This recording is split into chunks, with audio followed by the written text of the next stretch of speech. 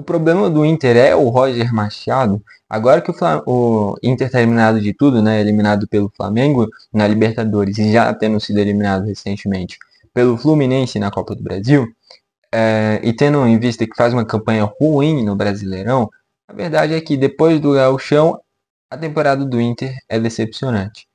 E de fato é um time que poderia render mais no comando do Roger Machado. Essas críticas são válidas e de fato tem que acontecer. O Inter ao longo dessa temporada já mostrou que poderia render mais, principalmente naquele momento em que o Fernando compunha esse meio de campo sendo um terceiro zagueiro. Ali foi o auge da temporada do Inter, onde era muito difícil de vencer o Inter.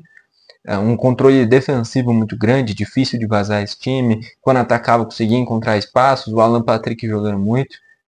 E eu acho que o grande ponto para esse declínio do Inter foi essa ausência do Fernando, que inclusive agora já rescindiu o contrato com o Inter.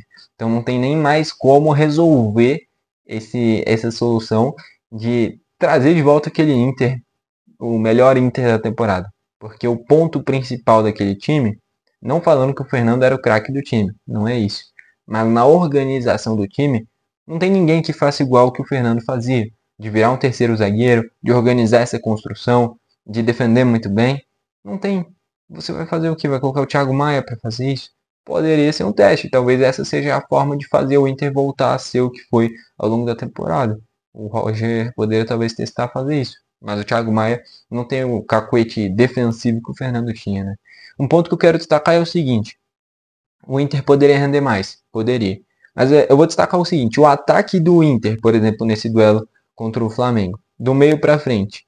Thiago Maia não vive grande fase. O Alan Rodrigues, para mim, foi um erro do Roger ter tirado ele.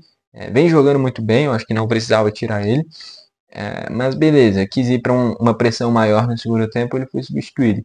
Ele que para mim foi um baita reforço. Quando o Inter contratou ele, e eu vi ele, pagou mais de 10 milhões de reais, 15 milhões de reais, eu olhei e falei, putz, pra que isso? Eu achava que o Inter estava trazendo um ponto, um atacante ali do Argentino Júnior, beleza. Eu olhava e falava, não precisa. Mas depois que eu fui ver que era de fato um segundo volante de construção, de muita intensidade, rouba a bola, chega à frente, defende bem, eu percebi que de fato foi uma bela contratação do Inter. Não sei se vai pagar, porque não dá para confiar na parte financeira do Inter, né? O Flamengo que eu diga mesmo nessa relação com o Thiago Maia. Mas o Alan Rodrigues de fato foi uma surpresa para mim, vem jogando muito bem. Os pontas, o Bruno Tabata, que foi rejeitado no Palmeiras, não jogou nada. No Inter, alguns jogos bons, outros não.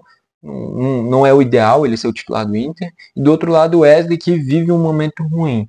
Centralizado, o Alan Patrick é um baita jogador, mas se não tiver caras ao lado dele em boa fase, ele vai dar assistência para quem? E mais à frente o Ricardo Matias, que é uma promessa e uma coisa que fica clara é o seguinte: o Ricardo Matias foi o titular, deixando o Borré e o Valência no banco. Quando o Ricardo Matias joga, a torcida pede o Borré. Quando o Borré joga, a torcida pede o Valência. Quando o Valência joga, a torcida pede o Ricardo Matias. Então o problema não está no Roger aí. O problema é que todos os centroavantes estão em fases ruins. E aí, o que dá para fazer? Eles são caras bons. O Valencia é talvez o maior ídolo da seleção equatoriana. O Borré foi uma contratação absurda quando o Inter trouxe. O Ricardo Matias é um cara muito promissor também. Um cara alto, é um cara que tem uma boa bola aérea, é esforçado, talvez também, né? Mas enfim, é, é um momento, cara. É um momento. Esse ataque inteiro do Inter vive uma fase ruim. Não é tendo um Alan Patrick acima da média que vai resolver isso, né? Então, assim, o Roger poderia extrair mais desse time. Mas eu acho que a grande questão para esse momento ruim do Inter é a má fase dos jogadores de frente. Agora que a gente olha para a linha de zaga, o Juninho não pode ser titular do Inter. Né? Enfim, eu nem falo do Aguirre, porque o Aguirre compôs bem essa lateral direita e foi uma solução boa para a lesão do Bruno Gomes. Mas eu acho que a grande questão é essa má fase dos atacantes do Inter, os pontas também, mas principalmente os fazedores de gols. O Ricardo Matias mal, tanto é que teve um chute dele no segundo tempo bizonho para a lua. Entre o Valência não consegue acertar um domínio. O Borré também, cara a cara, ele consegue chutar no próprio joelho e a bola na trave. Se eu estivesse falando de atacantes em boa fase, o Borré tinha feito o gol dele, o Ricardo Matias no mínimo tinha acertado o gol e o Valência acertando o domínio estava de frente para o Rossi. Poderia estar falando de 3 gols do Inter. Do Ricardo Matias menos, Mas o do Rossi e o do Valência, sim.